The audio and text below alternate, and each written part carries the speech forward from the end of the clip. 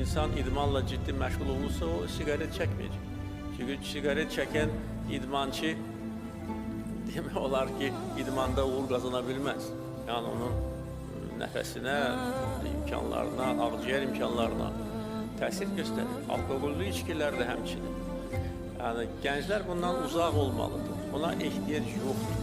Narkotik vasitələr ümumiyyətcə insanı uçuruma aparır. Bədbəxt edir.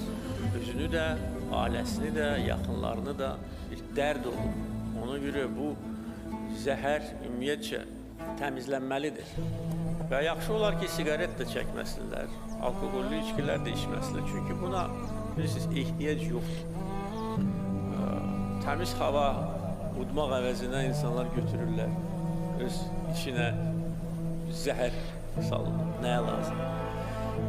Yaxşı əhval-ruhiyyədə olmaq üçün idman çox yaxşı vasitədir.